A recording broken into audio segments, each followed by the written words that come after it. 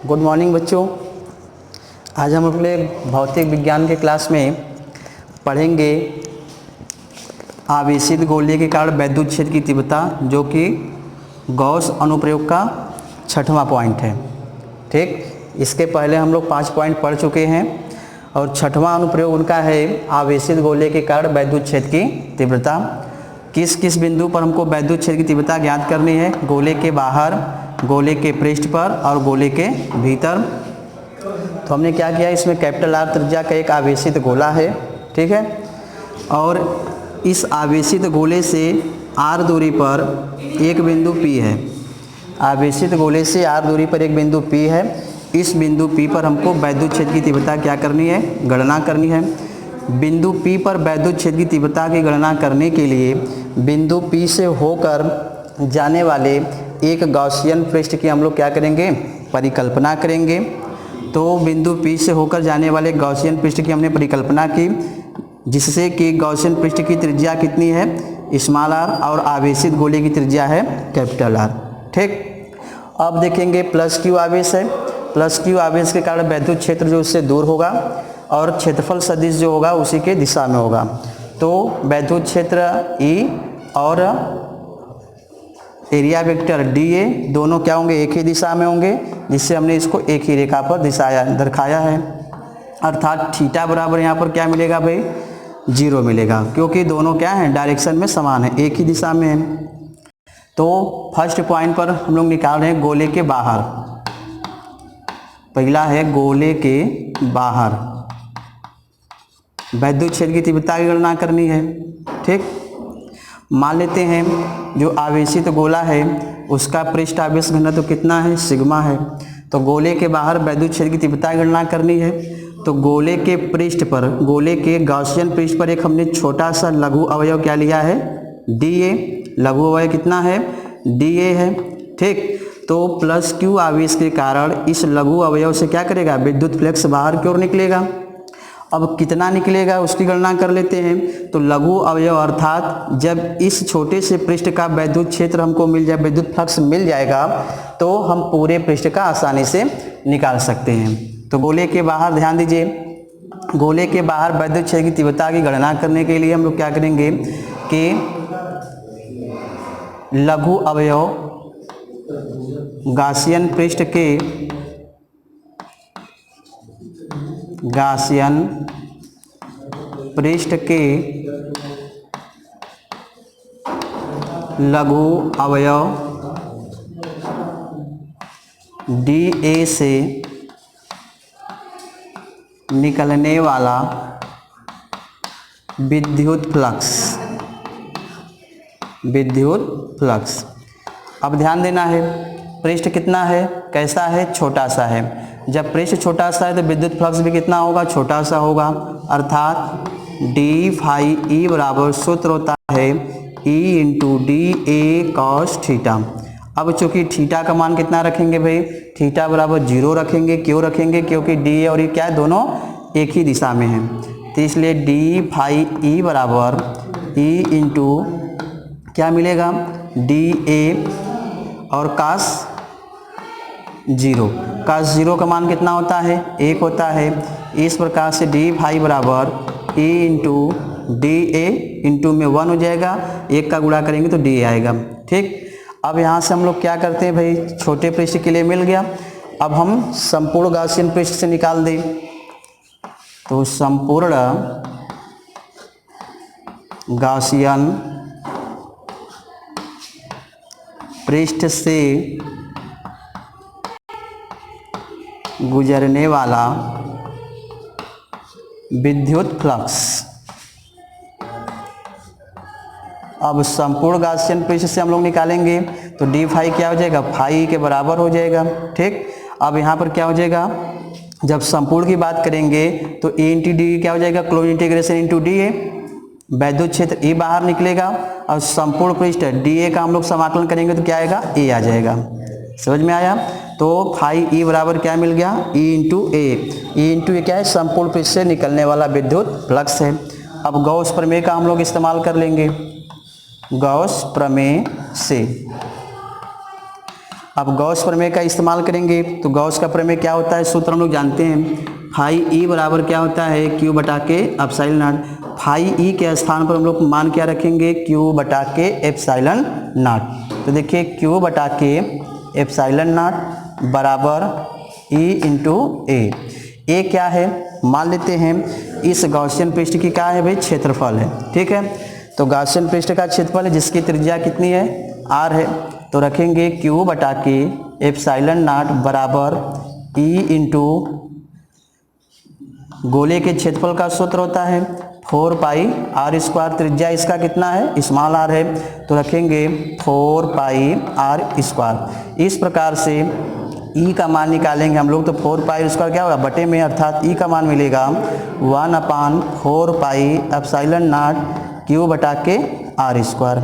ठीक, तो गोले के पृष्ठ पर, कहाँ पर, गोले के बाहर बिंदु P पर, अर्थात कहने का मतलब यह है कि बिंदु P कहाँ पर है, इस आवेशित गोले के बाहर है।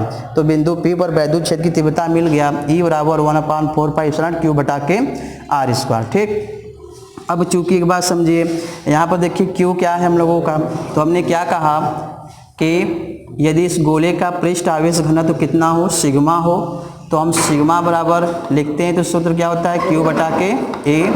क्यू का मान निकालेंगे, ठीक, तो क्यू बराबर हो जाएगा सिग्मा इंटू ए हो जाएगा, अर्थात ए का मान रख देंगे तो क्यू बराबर मिलेगा सिग्मा इंटू 4 पाई। और उसके बाद ध्यान देना भाई, यह जो आवेश वितरित है किस पर वितरित है, छोटे गोले पर वितरित है। छोटे गोले की त्रिज्या कितनी है, आर है, तो यहाँ पर हम लोग क्या लिखेंगे, आर स्क्वायर लिख देंगे। ठीक है, तो अब वैद्युत क्षेत्र क्या मिलेगा, ई बराबर हो जाएगा 1/4 पाई एप्सिलॉन नॉट, क्यू का मान रखेंगे तो क्यू का वैल्यू हो जाएगा सिग्मा इंटू ए बटा में आर स्क्वायर। ठीक है, अर्थात ई बराबर 1/4 पाई एप्सिलॉन नॉट, और देखिए सिग्मा इंटू ए, तो सिग्मा इंटू ए क्या है, आवेशित गोले का क्षेत्रफल है। तो आवेशित गोले का क्षेत्रफल निकालेंगे 4 पाई कैपिटल आर स्क्वायर बटा में क्या हो जाएगा, स्मॉल आर स्क्वायर। 4 पाई से 4 पाई क्या हो गया, कैंसिल। ई बराबर बचा क्या अपने पास, ठीक है भाई, सिग्मा बटा के एप्सिलॉन नॉट इंटू में कैपिटल आर स्क्वायर बटा में स्मॉल आर स्क्वायर। तो इस प्रकार से गोले के बाहर बिंदु P पर जो वैद्युत क्षेत्र की तीव्रता प्राप्त होता है, इसको हम लोग इतना भी लिख सकते हैं, और इसको हम लोग E बराबर सिग्मा बटा के एप्सिलॉन आर स्क्वायर बटा के कैपिटल आर स्क्वायर बटा के स्मॉल आर स्क्वायर भी लिख सकते हैं। अब देखिए दूसरा पॉइंट कहाँ पर है भाई, गोले के पृष्ठ पर। गोले के पृष्ठ पर मतलब यह बिंदु हम लोगों का जो कहाँ पर था, गोले के बाहर था, अब यह बिंदु कहाँ पर स्थित है, गोले के पृष्ठ पर स्थित है, आवेशित गोले के पृष्ठ पर स्थित है। देखिए दूसरे पॉइंट के लिए है बिंदु P गोले के पृष्ठ पर स्थित हो, तब देखिए जब बिंदु P हम लोग का कहाँ पर है, अब गोले के पृष्ठ पर स्थित है, उस अवस्था में जो स्मॉल आर है वह किसके बराबर हो जाएगा, कैपिटल आर के बराबर हो जाएगा। या अभी अभी हमने देखा कि वैद्युत क्षेत्र की तीव्रता का सूत्र क्या मिल रहा है, तो स्थित हो तब वैद्युत क्षेत्र की तीव्रता का सूत्र क्या होता है, ई बराबर 1/4 पाई एप्सिलॉन नॉट। ठीक है भाई, फिर क्या है यहाँ से क्यू बटा के आर स्क्वायर। चूँकि बिंदु P हम लोगों का कहाँ पर आ गया है, गोले के पृष्ठ पर आ गया है, तो गोले के पृष्ठ के लिए त्रिज्या कितना है, कैपिटल आर है। तो जहाँ पर स्मॉल आर लिखे थे, जब बिंदु P गोले के पृष्ठ पर होगा तो उस समय क्या हो जाएगा भाई, कैपिटल आर स्क्वायर हो जाएगा त्रिज्या। ठीक, तब ई बराबर 1/4 pi epsilon not into Q का मान रखेंगे तो सिग्मा इंटू ए बटा में कैपिटल आर स्क्वायर। अब देखिए, अब ये गोले का पृष्ठ क्षेत्रफल कितना है, ए है।